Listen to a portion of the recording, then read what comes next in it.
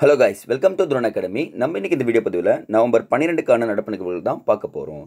So டெய்லியும் நீங்கள் Dinamani news பேப்பரும் அந்த குவிஸ் அட்டன் பண்ணணும்னா இந்த வீடியோ கீழே டிஸ்கிரிப்ஷனில் நம்மளுடைய டெலிகிராம் லிங்க் சேனல் கொடுத்துருக்கேன். அந்த லிங்க்கில் ஜாயின் பண்ணிக்கங்க. நிறைய இன்ஃபர்மேஷன் இனி வரும் காலங்களில் வரும்ன்றத சொல்லிடலாங்க. ஸோ நியூஸ் போயிடலாமா? ஃபர்ஸ்ட் நியூஸ் பாருங்கள்.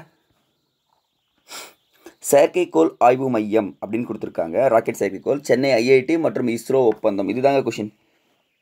செயற்கைக்கோள் ஆய்வு மையம் அமைக்க இஸ்ரோ யாருடன் ஒப்பந்தம் செய்யப்பட்டுள்ளது அப்படின்னு கேட்டாங்கன்னா சென்னை ஐஐடியுடன் ஒப்பந்தம் செய்யப்பட்டுள்ளது அப்படின்னு சொல்கிறாங்க. இவங்க என்ன பண்ணுறாங்கன்னா ராக்கெட், செயற்கைக்கோள் வடிவமைப்பு, பகுப்பாய்வு, பல்வேறு உதிரி பாகங்கள் சோதனை போது எழும் வெப்பநிலை தொடர்பான சிக்கல்கள் இவங்க எல்லாருமே என்ன பண்ணுறாங்க, தொழில்நுட்ப ரீதியாக உதவி செய்வார்கள் அப்படின்னு சொல்லியிருக்காங்க. ஸோ எதனா பிரச்சனை வந்தாலும் எல்லாத்தையுமே இவங்க ஃபேஸ் பண்ண ரெடியாக இருக்காங்கன்றதை இங்கே சொல்லியிருக்காங்க. ஸோ நமக்கு எக்ஸாம்பிள் என்ன தெரிஞ்சுக்கணும்னா, இஸ்ரோ ராக்கெட் செயற்கைக்கோள் ஆய்வு மையம் அமைக்க யாரிடம் ஒப்பந்தம் செய்யப்பட்டுள்ளது அப்படின்னு கேட்டாங்கன்னா சென்னை ஐஐடி. இதுதான் எக்ஸாமில் ரொம்ப ரொம்ப இம்பார்ட்டன்ட்.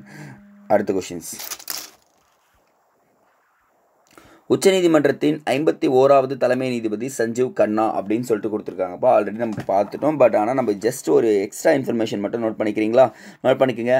1774ஆம் ஆண்டு தான் என்ன ஆயிடுச்சுன்னா முதல்ல கல்கத்தாவில் உச்சநீதிமன்றம் தோற்றுவிக்கப்பட்டது. அப்புறம் 1937ஆம் ஆண்டு என்ன ஆயிடுச்சுன்னு பார்த்தீங்கன்னா டெல்லியில் என்ன ஆயிடுச்சுன்னு பார்த்தீங்கன்னா கூட்டாட்சி உச்சநீதிமன்றம் துவங்கப்பட்டது.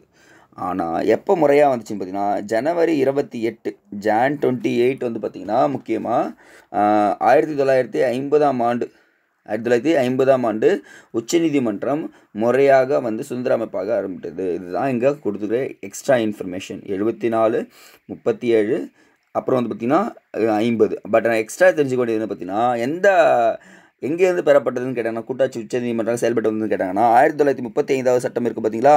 இது வந்து பார்த்திங்கன்னா இந்திய அரசு சட்டத்தின்படி கூட்டாட்சி நீதிமன்றமாக செயல்பட்டு வந்தது அப்படின்னு சொல்லுவாங்கப்பா. ஸோ இதுதான் நீங்கள் தெரிஞ்சுக்க வேண்டியது. ஸோ இது ரெண்டு இன்ஃபர்மேஷனும் நீங்கள் தெரிஞ்சுக்கினா போதுமானதுங்க. அடுத்தது, ஸோ இவங்களுடைய வயது பாருங்கள். உச்சநீதிமன்றத்தின் தலைமை நீதிபதியாக ஓய்வு பெறும் வயது 65. அவ்வளோதான், 65 வயசில் முடிச்சிடுறாங்கப்பா. Okay, next. இதை பற்றி நிறைய படித்து வச்சுக்கங்க. பட் நம்ம ஹிஸ்டாரிக்கல் மட்டும்தான் சொல்லியிருக்கேன், பார்த்துக்குங்க.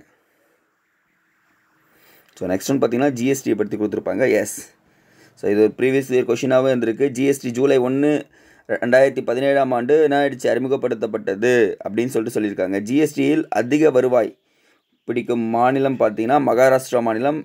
2, 3வது இடங்களில் கர்நாடகாவும் குஜராத்தும் உள்ளே வந்துட்டாங்கப்பா இப்போ அப்படின்னு சொல்லியிருக்காங்க. ஸோ இந்த மாதம் இது மாறிட்டே இருக்கும். இப்போ ஜிஎஸ்டியில் வந்து பார்த்திங்கன்னா இப்போ யாருன்னு கேட்டாங்கன்னா எப்போவுமே கிடைங்க, இது ஆரம்பிச்சதுலேருந்தே மகாராஷ்டிரா தான் ஃபஸ்ட்டில் இருக்காங்கன்றத சொல்கிறாங்க.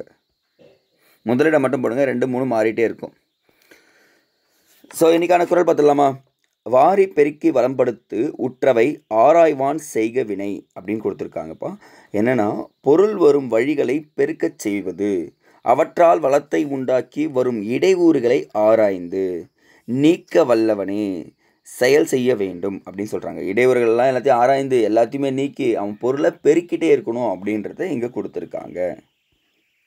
Next one. இதில் இல்லைங்க, ஸோ இங்கேயும் இல்லை.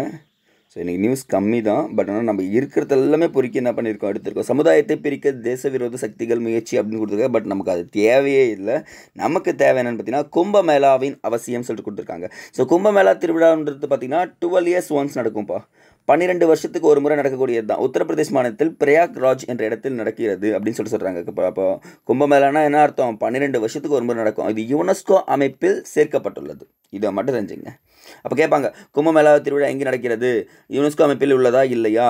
அடுத்து வந்து பார்த்தீங்கன்னா எத்தனை ஆண்டுகளுக்கு ஒரு முறை நடக்கிறது அப்படின்னு சொல்லிட்டு கேட்டாங்கன்னா எல்லாத்துக்குமே ஒரே ஆன்சர் கும்பமேளான்னு சொல்லிட்டு நீங்கள் போட்டால் போதுமானது. சரிங்களா? ஸோ இதை மட்டும் நீங்கள் தெரிஞ்சு வச்சுக்கங்க. ஸோ இன்றைக்கி நியூஸ் இவ்வளோ தான் இருக்குது. நாளை நிறைய நியூஸ் இருந்தாலும் கம்மியாக நியூஸ் இருந்தாலும் நம்ம எல்லாத்தையுமே நம்ம எடுத்து சொல்லுவோன்றதை சொல்லிட்டு விடைபெறுகிறேன். நன்றி.